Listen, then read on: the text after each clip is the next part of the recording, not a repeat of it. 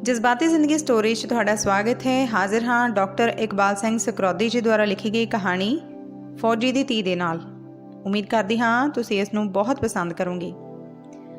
किरणजीत कौर रविंदर सिंह फौजी दी धी है। उसकी जिथे भी बदली हुंदी वो अपनी पत्नी जरनैल कौर नूं अपने नाल ही छौणी विच बने क्वार्टरां विच रखदा। परंतु किरणजीत अपने नानके पिंड धर्मगढ़ नाने नानी कोल पिंड दे सरकारी स्कूल विच पढ़दी सी। वो पढ़ाई विच मुढ़ तो ही बहुत लायक सी। स्कूल के अध्यापक उसकी सुंदर लिखत की भरपूर प्रशंसा करते सन। उसकी सेहत भरवीं सी, उसका कद काठ उच्चा सी, गुंदवा शरीर सी। छोली होने कारण 5वीं में पढ़दी नूं स्कूल की कबड्डी टीम की कप्तान बना दिता गया सी।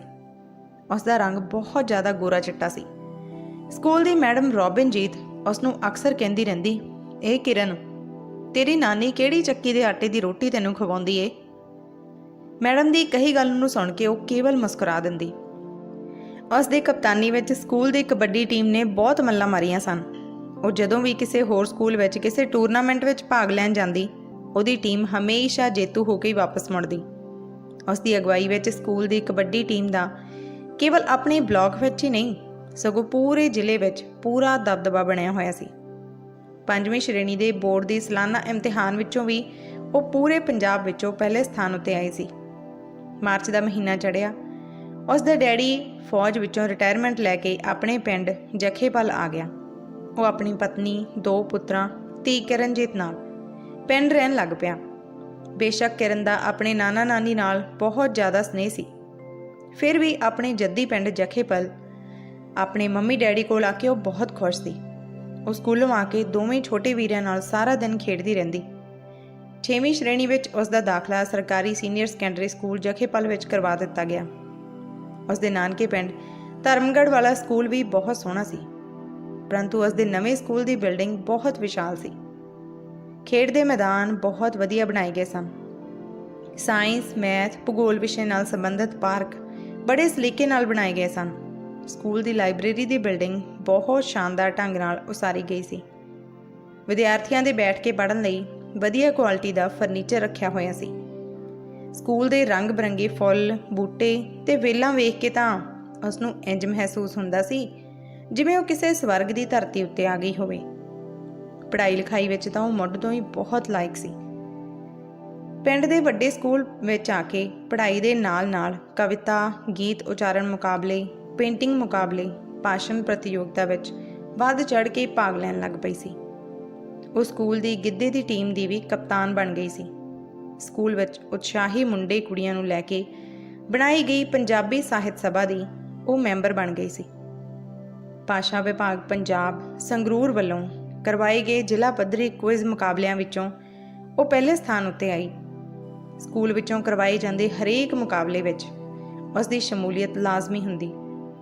वड्डे स्कूल विच आके वो कबड्डी भी खेडना चाहुंदी सी, परंतु खेडां वाली मैडम दलजीत कौर ने उसकी एक ना सुनी। पंजाब स्कूल सिक्ख्या बोर्ड वालों अज उसका 12वीं श्रेणी नॉन मैडिकल ग्रुप का नतीजा घोषित किया गया सी। उसनूं बेहद खुशी सी। उसने 99% अंक लैके बोर्ड की मैरिट सूची विच अपना नाम दर्ज करवाया सी। उसके मम्मी डैडी उस लई किसी चंगी नौकरी उत्ते लगे मुंडे की भाल कर रहे सन, परंतु उसने अपने डैडी नूं अगे कालज विच पढ़ाई करने की इच्छा जाहिर की, परंतु फौजी ने एकदम साफ इनकार कर दिता।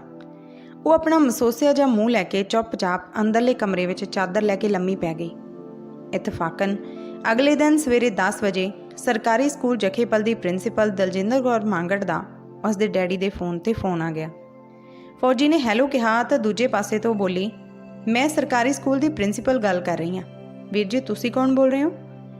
फौजी ने कहा, मैं रिटायर्ड फौजी रविंदर सिंह पट्ठल किरणजीत का डैडी बोल रहा हाँ। तुसी किवें फोन किया जी?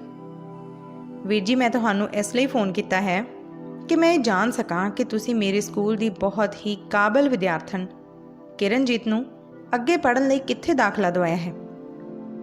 मैं ये भी कहना चाहती हाँ कि तुसी बहुत वड्डे भागां वाले हो जो इहो जी लायक धी ने तुहाडे घर जन्म लिया है। फौजी ने उसदियां गल्लां सुन के कहा, प्रिंसीपल भैन जी अजे तक तो किरणजीत का किधरे भी दाखला नहीं करवाया, पर असीं विचार कर रहे हैं कि की करिए। प्रिंसीपल बोली, वीर जी तुसी हुण बिल्कुल देरी ना करो, ਇਹ ਬਹੁਤ ਹੀ ਸੂਝਵਾਨ ਤੇ ਬੜੀ ਚੰਗੀ ਕੁੜੀ ਹੈ। ਇਸਨੇ ਵਿਗਿਆਨ ਦੀ ਪੜ੍ਹਾਈ ਵਿੱਚ ਮੈਰਿਟ ਸੂਚੀ ਵਿੱਚ ਆਪਣਾ ਨਾਂ ਦਰਜ ਕਰਵਾਇਆ ਹੈ। ਤੁਸੀਂ ਆਪਣੇ ਨੇੜਲੇ ਸ਼ਹਿਰ ਸੁਨਾਮ ਵਿੱਚ ਸ਼ਹੀਦ ਊਧਮ ਸਿੰਘ ਗਵਰਨਮੈਂਟ ਕਾਲਜ ਵਿੱਚ ਉਸ ਨੂੰ ਨਾਨ ਮੈਡੀਕਲ ਵਿੱਚ ਦਾਖਲਾ ਦਿਵਾਓ। ਨਾਲੇ ਵੀਰ ਜੀ, ਹੁਣ ਕੁੜੀਆਂ ਲਈ ਪੜ੍ਹਾਈ ਉਨੀ ਹੀ ਜ਼ਰੂਰੀ ਹੈ ਜਿੰਨੀ ਕਿ ਮੁੰਡਿਆਂ ਲਈ। ਬਸ ਤੁਸੀਂ ਹੁਣ ਕਿਰਨਜੀਤ ਨੂੰ ਦਾਖਲਾ ਦਿਵਾ ਕੇ ਆਪਣੀ ਛੋਟੀ ਭੈਣ ਮੰਗਟ ਨੂੰ ਫੋਨ ਤੇ ਸੁਨੇਹਾ ਲਾਉਣਾ ਹੈ।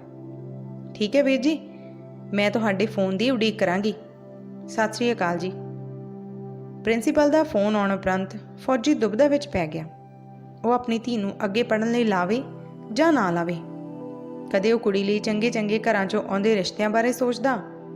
ਉਸ ਦਾ ਅੰਦਰਲਾ ਕਹਿੰਦਾ ਜਵਾਨ ਧੀ ਦੇ ਹੱਥ ਪੀਲੇ ਕਰਕੇ ਉਹਨੂੰ ਸਹੁਰੇ ਘਰ ਤੋਰਨਾ ਹੀ ਚੰਗਾ ਹੈ। ਪਰੰਤੂ ਜਦੋਂ ਪ੍ਰਿੰਸੀਪਲ ਵੱਲੋਂ ਆਏ ਫੋਨ ਬਾਰੇ ਸੋਚਦਾ ਤਾਂ ਉਹਨੂੰ ਲੱਗਦਾ ਕਿ ਧੀ ਨੂੰ ਅੱਗੇ ਪੜ੍ਹਨ ਲਈ ਇੱਕ ਮੌਕਾ ਤਾਂ ਦੇਣਾ ਹੀ ਚਾਹੀਦਾ। ਇਸੇ ਦੁਬਿਧਾ ਵਿੱਚ ਪਈ ਫੌਜੀ ਨੂੰ ਆਖਰ ਨੂੰ ਪ੍ਰਿੰਸੀਪਲ ਭੈਣ ਜੀ ਦਾ ਫੈਸਲਾ ਵਧੇਰੇ ਠੀਕ ਲੱਗਿਆ। ਉਹਨੇ ਵਿਹੜੇ ਵਿੱਚ ਬੈਠੇ ਹੀ ਆਪਣੀ ਲਾਡਲੀ ਧੀ ਨੂੰ ਆਵਾਜ਼ ਮਾਰੀ, ਕਿਰਨ ਪੁੱਤ, ਇੱਧਰ ਆ ਜਰਾ ਮੇਰੇ ਕੋਲ। ਆਪਣੇ ਡੈਡੀ ਦੀ ਆਵਾਜ਼ ਸੁਣ ਕੇ ਮੰਜੇ ਉੱਤੇ ਪਈ ਕਿਰਨ ਉੱਠ ਕੇ ਬੈਠ ਗਈ। ਉਸਨੇ ਆਪਣੇ ਕੱਪੜੇ ਠੀਕ ਕੀਤੇ, ਸਿਰ ਉੱਤੇ ਦੁਪੱਟਾ ਲਿਆ, ਹੌਲੀ ਹੌਲੀ ਅੱਖਾਂ ਮਲਦੀ ਹੋਈ ਆਪਣੇ ਡੈਡੀ ਕੋਲ ਆ ਕੇ ਖਲੋ ਗਈ। ਫਿਰ ਅੱਖਾਂ ਨੀਵੀਆਂ ਕਰਕੇ ਉਹ ਬੋਲੀ, ਹਾਂਜੀ ਡੈਡੀ, ਦੱਸੋ ਜੀ। ਉਸਨੇ ਆਪਣੀ ਧੀ ਦੇ ਚਿਹਰੇ ਵੱਲ ਤੱਕਿਆ। ਉਸਦੀਆਂ ਅੱਖਾਂ ਤੋਂ ਉਸਨੂੰ ਲੱਗਿਆ ਜਿਵੇਂ ਉਹ ਕਾਫੀ ਦੇਰ ਤੱਕ ਰੋਂਦੀ ਰਹੀ ਹੋਵੇ। ਉਸਨੇ ਧੀ ਨੂੰ ਆਪਣੇ ਕੋਲ ਮੰਜੇ ਉੱਤੇ ਬਿਠਾਉਂਦਿਆਂ ਕਿਹਾ, ਲੱਗਦਾ ਮੇਰਾ ਬਹਾਦਰ ਪੁੱਤ ਰੋਂਦਾ ਰਿਹਾ ਹੈ। ਮੈਂ ਤਾਂ ਤੈਨੂੰ ਇਸ ਲਈ ਬੁਲਾਇਆ ਕਿ ਤੁਹਾਡੇ ਵੱਡੇ ਸਕੂਲ ਦੀ ਪ੍ਰਿੰਸੀਪਲ ਭੈਣ ਜੀ ਦਾ ਫੋਨ ਆਇਆ ਸੀ। ਉਹ ਤੇਰੇ ਬਾਰੇ ਪੁੱਛਦੇ ਸਨ, ਕਿੱਥੇ ਦਾਖਲਾ ਦਿਵਾਇਆ।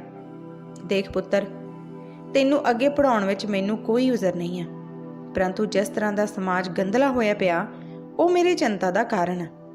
ਦੇਖ ਧੀਏ, ਜੇਕਰ ਵਿਆਹ ਕਰਵਾਉਣ ਵਿੱਚ ਤੈਨੂੰ ਖੁਸ਼ੀ ਹੈ ਤਾਂ ਮੈਂ ਤਾਂ ਹੁਣੇ ਤੇਰਾ ਵਿਆਹ ਕਰ ਦਿੰਦਾ ਹਾਂ, ਪਰੰਤੂ ਜੇਕਰ ਤੂੰ ਪੜ੍ਹਨਾ ਹੀ ਚਾਹੁੰਦੀ ਆ ਤਾਂ ਮੈਂ ਤੈਨੂੰ ਅੱਜ ਹੀ ਸੁਨਾਮ ਕਾਲਜ ਵਿੱਚ ਦਾਖਲਾ ਦਿਵਾਉਂਦਾ ਹਾਂ। ਹੁਣ ਤੇਰੀ ਮਰਜ਼ੀ ਆ, ਜੋ ਮਰਜ਼ੀ ਫੈਸਲਾ ਲੈ। ਆਪਣੇ ਡੈਡੀ ਦੀਆਂ ਗੱਲਾਂ ਸੁਣ ਕੇ ਉਸਦੇ ਉਤਰੇ ਚਿਹਰੇ ਉੱਤੇ ਇੱਕਦਮ ਰੌਣਕ ਪਰਤ ਆਈ। ਆਪਣੇ ਡੈਡੀ ਦੇ ਚਿਹਰੇ ਵੱਲ ਵੇਖਦਿਆਂ ਹੋਇਆਂ ਉਹ ਬੋਲੀ, ਡੈਡੀ ਜੀ, ਮੈਂ ਤਾਂ ਪੜ੍ਹਨਾ। ਨਾਲ ਹੀ ਉਸਨੇ ਆਪਣੇ ਡੈਡੀ ਦੇ ਦੋਵੇਂ ਹੱਥ ਫੜ ਕੇ ਆਪਣੇ ਸਿਰ ਉੱਤੇ ਰੱਖਦਿਆਂ ਹੋਇਆਂ ਕਿਹਾ, ਡੈਡੀ ਜੀ, ਤੁਹਾਡੀ ਧੀ ਕਿਰਨਜੀਤ ਤੁਹਾਡੇ ਨਾਲੇ ਪ੍ਰਣ ਕਰਦੀ ਹੈ ਕਿ ਤੁਹਾਡੀ ਪਗੜੀ ਦੀ ਸ਼ਾਨ ਨੂੰ ਮੈਂ ਹਮੇਸ਼ਾ ਉੱਚਾ ਰੱਖਾਂਗੀ। ਆਪਣੀ ਧੀ ਕਰਕੇ ਤੁਸੀਂ ਹਮੇਸ਼ਾ ਹੀ ਸਮਾਜ ਵਿੱਚ ਸਿਰ ਉੱਚਾ ਕਰਕੇ ਚੱਲੋਗੇ। ਬਸ ਮੈਨੂੰ ਇੱਕ ਵਾਰੀ ਪੜ੍ਹਨ ਦਾ ਮੌਕਾ ਦੇ ਦਿਓ। ਉਹ ਆਪਣੀ ਧੀ ਦੇ ਸਿਰ ਉੱਤੇ ਹੱਥ ਫੇਰਦਿਆਂ ਬੋਲਿਆ, ਚੱਲ ਜਾ ਮੇਰਾ ਪੁੱਤ, ਮੂੰਹ ਹੱਥ ਧੋ ਕੇ ਤਿਆਰ ਹੋ ਜਾ। ਦਾਖਲੇ ਵਾਲੇ ਕਾਰਜ ਆਪਾਂ ਅੱਜ ਹੀ ਫਤਿਹ ਕਰਨਾ। ਉਹ ਥੈਂਕ ਯੂ ਡੈਡੀ ਜੀ ਕਹਿ ਕੇ ਆਪਣੇ ਦਾਖਲੇ ਦੀ ਤਿਆਰੀ ਕਰਨ ਲਈ ਘਰ ਦੇ ਅੰਦਰ ਵੱਲ ਨੂੰ ਦੌੜ ਗਈ। ਉਸ ਦਾ ਦਾਖਲਾ ਨਾਨ ਮੈਡੀਕਲ ਗਰੁੱਪ ਵਿੱਚ ਉਸੇ ਦਿਨ ਸੁਨਾਮ ਕਾਲਜ ਵਿੱਚ ਕਰਵਾ ਦਿੱਤਾ ਗਿਆ। 12ਵੀਂ ਸ਼੍ਰੇਣੀ ਵਿੱਚੋਂ ਮੈਰਿਟ ਵਿੱਚ ਆਉਣ ਕਾਰਨ ਉਸ ਦੀ ਕਾਲਜ ਦੀ ਪੂਰੀ ਫੀਸ ਮਾਫ ਕਰ ਦਿੱਤੀ ਗਈ। ਕਾਲਜ ਵਿੱਚ ਪੜ੍ਹਦਿਆਂ ਉਸਨੇ BSc ਭਾਗ ਪਹਿਲਾ ਅਤੇ BSc ਭਾਗ ਦੂਜਾ ਯੂਨੀਵਰਸਿਟੀ ਵਿੱਚੋਂ ਟੌਪਰ ਰਹਿ ਕੇ ਪਾਸ ਕੀਤੇ। BSc ਭਾਗ ਤੀਜਾ ਵਿੱਚ ਵੀ ਉਹ ਆਪਣੇ ਅਧਿਆਪਕਾਂ ਵੱਲੋਂ ਲਈ ਜਾਂਦੇ ਕਲਾਸ ਟੈਸਟਾਂ ਵਿੱਚੋਂ ਅਵਲ ਆਉਂਦੀ ਰਹੀ ਸੀ। ਜਨਵਰੀ ਮਹੀਨੇ ਦਾ ਤੀਜਾ ਹਫ਼ਤਾ ਲੰਘ ਰਿਹਾ ਸੀ। ਲੋਹੜੀ ਦੀ ਠੰਡ ਪੈ ਰਹੀ ਸੀ। ਸਾਰਾ ਪੰਜਾਬ ਹੀ ਸੰਘਣੀ ਧੁੰਦ ਦੀ ਲਪੇਟ ਵਿੱਚ ਆਇਆ ਹੋਇਆ ਸੀ। ਕਾਲਜ ਤੋਂ ਛੁੱਟੀ ਹੋਣ ਉਪਰੰਤ ਉਹ ਆਪਣੀ ਸਹੇਲੀ ਹੁਸਨਦੀਪ ਕੌਰ ਨਾਲ ਫਿਜ਼ਿਕਸ ਵਿਸ਼ੇ ਦੀ ਟਿਊਸ਼ਨ ਪੜ੍ਹ ਕੇ ਆਪੋ ਆਪਣੇ ਸਾਈਕਲਾਂ ਉੱਤੇ ਪਿੰਡ ਨੂੰ ਵਾਪਸ ਜਾ ਰਹੀਆਂ ਸਨ। ਧੁੰਦ ਹੋਣ ਕਾਰਨ ਬਹੁਤੀ ਦੂਰ ਤੱਕ ਦਿਖਾਈ ਨਹੀਂ ਸੀ ਦੇ ਰਿਹਾ।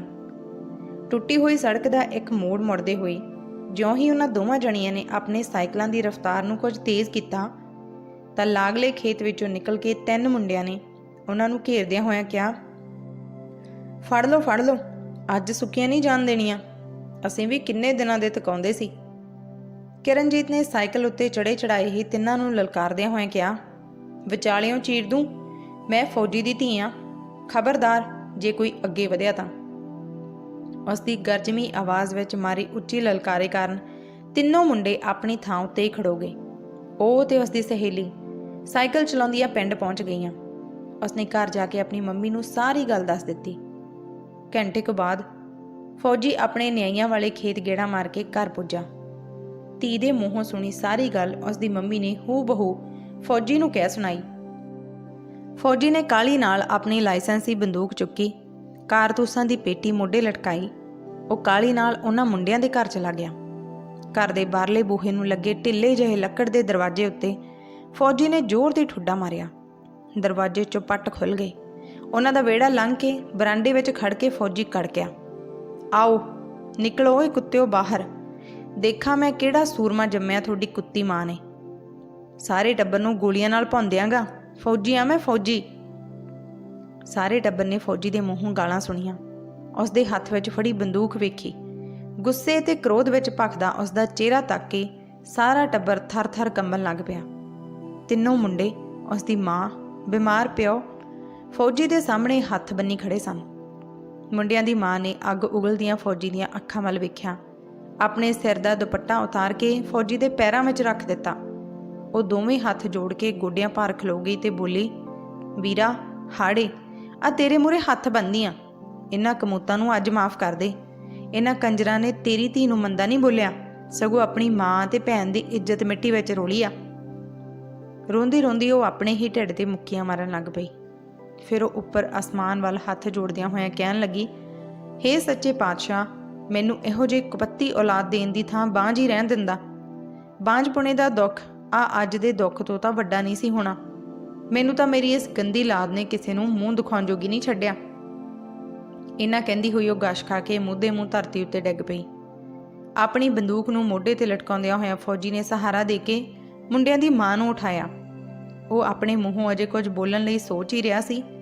ਮੁੰਡਿਆਂ ਦੀ 9ਵੀਂ ਜਮਾਤ ਵਿੱਚ ਪੜ੍ਹਦੀ ਛੋਟੀ ਭੈਣ ਸੁਰਜੀਤ ਕੌਰ ਨੇ ਆਪਣੇ ਸਿਰੋਂ ਚੁੰਨੀ ਲਾ ਕੇ ਆਪਣੀ ਕਮੀਜ਼ ਨੂੰ ਛਾਤੀਆਂ ਕੋਲੋਂ ਪਾੜਦੀ ਹੋਈ ਫੌਜੀ ਦੇ ਸਾਹਮਣੇ ਆ ਕੇ ਬੋਲੀ, ਆ ਲੈ ਚਾਚਾ, ਤੂੰ ਆਪਣੇ ਮਨ ਦੀਆਂ ਰੀਝਾਂ ਕਰ ਲੈ ਪੂਰੀਆਂ। ਮੇਰੇ ਇਹਨਾਂ ਕਲਮੂਹੇ ਭਰਾਵਾਂ ਨੂੰ ਵੀ ਤਾਂ ਪਤਾ ਲੱਗੇ ਦੂਜੇ ਦੀ ਧੀ ਦੀ ਇੱਜ਼ਤ ਕੀ ਹੁੰਦੀ ਆ। ਇਹਨਾਂ ਕਹਿੰਦੀ ਉਹ ਤਾਹਾਂ ਮਾਰ ਮਾਰ ਰੋਣ ਲੱਗ ਪਈ। ਇਹ ਸਾਰਾ ਕੁਝ ਇੰਨੀ ਕਾਹਲੀ ਵਿੱਚ ਵਾਪਰਿਆ ਕਿ ਫੌਜੀ ਵੀ ਡੌਰ ਭੌਰ ਹੋਈਆਂ ਅੱਖਾਂ ਨਾਲ ਖੜਾ ਤੱਕਦਾ ਰਿਹਾ। ਫਿਰ ਉਸਨੇ ਆਪਣੇ ਸਿਰ ਉੱਤੇ ਬੰਨਿਆ ਪਰਨਾ ਖੋਲ ਕੇ ਸੁਰਜੀਤ ਨੂੰ ਢਕਿਆ, ਉਸਨੂੰ ਬਾਹਾਂ ਤੋਂ ਫੜ ਕੇ ਖੜੀ ਕੀਤਾ ਤੇ ਬੋਲਿਆ, ਸੁਰਜੀਤ ਪੁੱਤ, ਤੂੰ ਮੇਰੀ ਛੋਟੀ ਧੀ ਆ। ਤੂੰ ਇਹ ਕਿਵੇਂ ਸੋਚ ਲਿਆ ਕਿ ਤੇਰਾ ਫੌਜੀ ਚਾਚਾ ਇੰਨਾ ਨਿੱਘਰਿਆ ਤੇ ਗਿਆ ਗੁਜ਼ਰਿਆ ਹੈ। ਅਸੀਂ ਫੌਜੀ ਕੇਵਲ ਦੇਸ਼ ਦੇ ਬਾਰਡਰ ਉੱਤੇ ਰਾਖੀ ਕਰਨੀ ਨਹੀਂ ਜਾਣਦੇ, ਸਗੋਂ ਅਸੀਂ ਆਪਣੇ ਸਮਾਜ ਵਿੱਚ ਆਪਣੀਆਂ ਧੀਆਂ ਭੈਣਾਂ ਦੀ ਰਖਵਾਲੀ ਕਰਨਾ ਵੀ ਜਾਣਦੇ ਹਾਂ। ਫੌਜੀ ਦੇ ਮੂੰਹੋਂ ਇਹ ਗੱਲਾਂ ਸੁਣ ਕੇ ਕੁੜੀ ਨੇ ਫੌਜੀ ਨੂੰ ਜੱਫੀ ਪਾਉਂਦਿਆਂ ਹੋਇਆਂ ਆਖਿਆ, ਚਾਚਾ ਤੈਨੂੰ ਮੇਰੀ ਸਹੁੰ ਆ, ਅੱਜ ਇਹਨਾਂ ਤਿੰਨਾਂ ਨੂੰ ਅਜਿਹੀ ਸਜ਼ਾ ਦੇਈਂ ਕਿ ਅੱਗੇ ਤੋਂ ਕੋਈ ਵੀ ਮੁੰਡਾ ਕਿਸੇ ਦੀ ਧੀ ਵੱਲ ਕੈਰੀ ਅੱਖ ਚੁੱਕ ਕੇ ਨਾ ਵੇਖ ਸਕੇ। ਫਿਰ ਉਹ ਦੋਵੇਂ ਹੱਥ ਜੋੜਦਿਆਂ ਹੋਇਆਂ ਉਸ ਪਰਮ ਪਿਤਾ ਪਰਮਾਤਮਾ ਦੇ ਚਰਨਾਂ ਵਿੱਚ ਜੋਦੜੀ ਕਰਦਿਆਂ ਬੋਲੇ, ਹੇ ਰੱਬ ਸੱਚਿਆ, ਮੈਂ ਤੈਨੂੰ ਆਪਣੇ ਸੱਚੇ ਮਨੋਂ ਅਰਦਾਸ ਕਰਦੀ ਹਾਂ ਕਿ ਮੈਂ ਦੁਬਾਰਾ ਜਦੋਂ ਵੀ ਇਸ ਧਰਤੀ ਤੇ ਜਨਮ ਲਵਾਂ ਤਾਂ ਇਹੋ ਜਿਹੀਆਂ ਭੈੜੀਆਂ ਸ਼ਕਲਾਂ ਵਾਲਿਆਂ ਦੀ ਮੈਂ ਭੈਣ ਨਾ ਬਣਾ। ਮੈਨੂੰ ਆਪਣੇ ਆਪ ਨਾਲ ਨਫ਼ਰਤ ਹੋ ਰਹੀ ਆ ਕਿ ਮੈਂ ਇਹਨਾਂ ਕਾਲ ਅੰਗਿਆਰਿਆਂ ਦੇ ਗੁੱਟਾਂ ਉੱਤੇ ਰੱਖੜੀ ਬੰਨ੍ਹਦੀ ਰਹੀ ਹਾਂ। ਮੇਰੀ ਦਿਲੀ ਇੱਛਾ ਕਿ ਮੈਂ ਆਪਣੇ ਫੌਜੀ ਚਾਚੇ ਦੇ ਘਰ ਜਨਮ ਲਵਾਂ। ਅਗਲੇ ਜਨਮ ਵਿੱਚ ਮੈਂ ਫੌਜੀ ਚਾਚੇ ਦੀ ਭਤੀਜੀ ਨਹੀਂ, ਸਗੋਂ ਉਸਦੀ ਧੀ ਬਣ ਕੇ ਜਨਮ ਲੈਣਾ ਚਾਹੁੰਦੀ ਹਾਂ। ਫੌਜੀ ਨੇ ਸੁਰਜੀਤ ਦੇ ਸਿਰ ਉੱਤੇ ਹੱਥ ਫੇਰਦਿਆਂ ਹੋਇਆਂ ਉਸ ਨੂੰ ਬਰਾਂਡੇ ਵਿੱਚ ਡੱਠੇ ਪਏ ਪਾਨ ਦੇ ਮੰਜੇ ਉੱਤੇ ਬਿਠਾ ਦਿੱਤਾ। ਫਿਰ ਉਸਨੇ ਫੌਜੀਆਂ ਵਾਲੀ ਕੜਕਦੀ ਆਵਾਜ਼ ਵਿੱਚ ਤਿੰਨਾਂ ਮੁੰਡਿਆਂ ਨੂੰ ਹੁਕਮ ਕੀਤਾ, ਮੁੰਡਿਓ ਅੱਗੇ ਵਧੋ, ਆਪਣੀ ਛੋਟੀ ਭੈਣ ਸੁਰਜੀਤ ਦੇ ਪੈਰੀਂ ਹੱਥ ਲਾ ਕੇ ਆਪਣੀ ਗਲਤੀ ਮੰਨਦੇ ਹੋਏ ਮਾफ़ੀ ਮੰਗੋ। ਅੱਜ ਤੋਂ ਬਾਅਦ ਤੁਸੀਂ ਕੋਈ ਵੀ ਅਜਿਹੀ ਹਰਕਤ ਨਹੀਂ ਕਰੋਗੇ ਜਿਸ ਨਾਲ ਤੁਹਾਡੀ ਮਾਂ, ਭੈਣ, ਪਿਓ ਤੇ ਪਿੰਡ ਦਾ ਸਿਰ ਨੀਵਾਂ ਹੁੰਦਾ ਹੋਵੇ। ਫੌਜੀ ਦੇ ਹੁਕਮ ਉੱਤੇ ਤਿੰਨੋਂ ਮੁੰਡਿਆਂ ਨੇ ਆਪਣੇ ਕੰਨਾਂ ਨੂੰ ਫੜਿਆ ਤੇ ਭੈਣ ਦੇ ਪੈਰਾਂ ਉੱਤੇ ਝੁਕ ਗਏ। ਸੋ ਸਮਾਜ ਵਿੱਚ ਵਾਪਰਦੀਆਂ ਅਜਿਹੀਆਂ ਘਟਨਾਵਾਂ ਨੂੰ ਥੋੜ੍ਹੀ ਜਿਹੀ ਹਿੰਮਤ ਦਿਖਾ ਕੇ ਕਾਬੂ ਕੀਤਾ ਜਾ ਸਕਦਾ ਹੈ। ਤੁਹਾਡਾ ਕੀ ਕਹਿਣਾ ਹੈ? ਕਮੈਂਟ ਬਾਕਸ ਵਿੱਚ ਆਪਣੇ ਵਿਚਾਰ ਜ਼ਰੂਰ ਲਿਖ ਕੇ ਦੱਸਿਓ। ਚੰਗੀ ਲੱਗੀ ਕਹਾਣੀ ਲਾਈਕ ਵੀ ਕਰਿਓ, ਸ਼ੇਅਰ ਵੀ ਕਰਿਓ ਦੋਸਤਾਂ ਨਾਲ ਤੇ ਚੈਨਲ ਨੂੰ ਵੀ ਜਲਦੀ ਸਬਸਕ੍ਰਾਈਬ ਕਰ ਲਵੋ। ਕਹਾਣੀ ਸੁਣਨ ਲਈ ਬਹੁਤ ਬਹੁਤ ਧੰਨਵਾਦ।